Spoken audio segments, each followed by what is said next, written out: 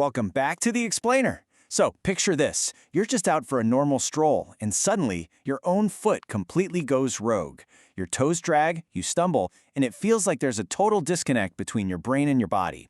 No way around it? That is absolutely terrifying. But today, we're going to decode exactly what's happening under the hood when this strikes. We're talking symptoms, sneaky causes, and most importantly, the real-world solutions for a condition called foot drop. Let's take a quick look at our roadmap for today. We'll be covering what foot drop actually is, the steppage gait, common causes and nerve injuries, how doctors diagnose the problem, standard medical treatments, and finally, some crucial home safety tips. All right, let's jump right into Section 1, Understanding Foot Drop. So, what exactly is it? Foot drop, or drop foot as you'll sometimes hear it called, is basically what it sounds like. You physically lose the ability to lift the front part of your foot. Because the muscles there become weak or even completely paralyzed, your toes end up dragging along the ground when you try to take a step. Honestly, if this happens to you, the sudden loss of control is going to cause some serious anxiety. But here's the absolutely crucial thing to remember. Foot drop isn't a disease itself. It's actually a symptom. Think of it like your body's check engine light turning on, flashing a warning that there's an underlying nerve or muscle issue we need to investigate. Moving on to Section 2, the Steppage Gait Effect. It's honestly fascinating how the human body tries to hack its way around a problem. Think about a normal walking stride. It's a smooth, effortless heel-to-toe rhythm where your foot just naturally clears the floor, right? But with foot drop, those toes just drag. So to keep from face planting, people subconsciously start lifting their thigh way up high when they walk. It's literally like they're marching in place or climbing a steep set of invisible stairs. Doctors call this a steppage gait. Because the front of the foot is too weak to control the landing, it physically slaps down hard onto the floor with every single step. As you can imagine, this isn't just exhausting. It's a huge blow to a person's balance and daily independence. Section 3, Common Causes and Nerve Injuries. So let's look at the electrical wiring that makes all this happen. When we hunt for the root cause, two main suspects usually pop up, and they're both tied to your nerves.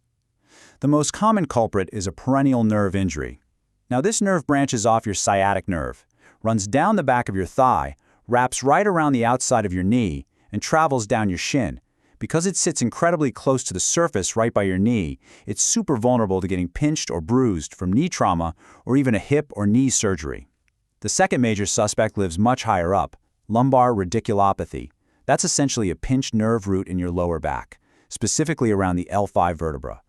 Things like spinal stenosis, a herniated disc, or bone spurs basically crowd the spinal canal and choke off the signal that tells your foot to lift.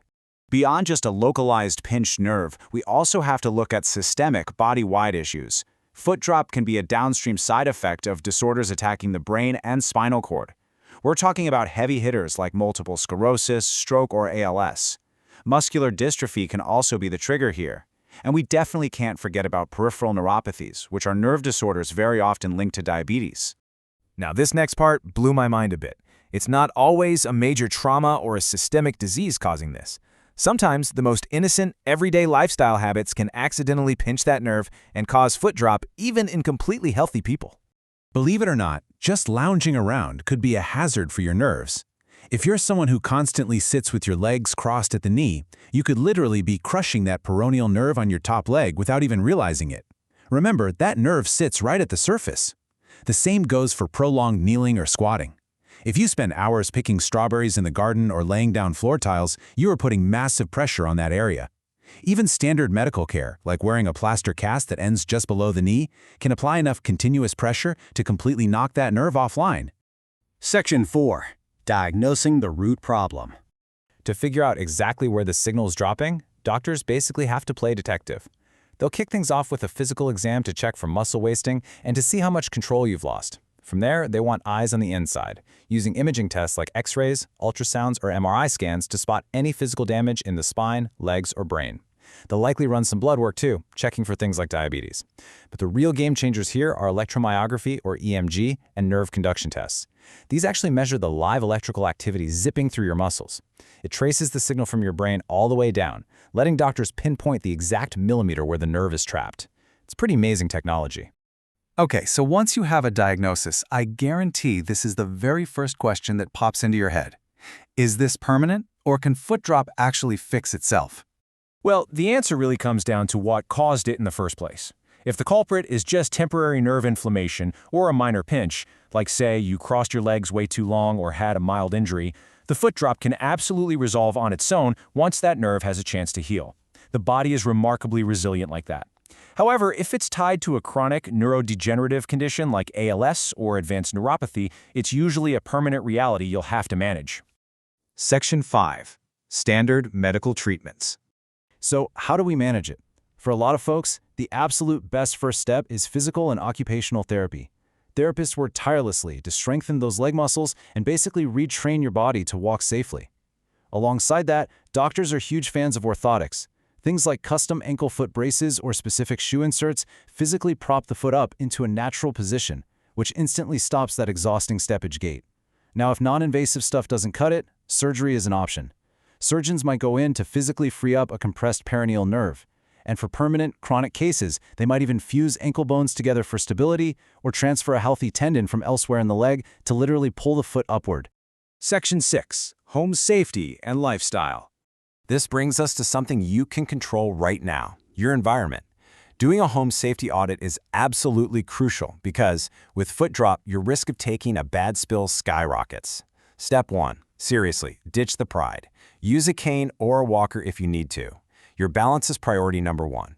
Step 2. Clear out the clutter. You want your hallways as wide and open as a runway. Step 3 is arguably the most important. Eliminate tripping hazards. Loose throw rugs are the absolute worst for catching a dragging toe. Get rid of them or at least tape them down like your life depends on it.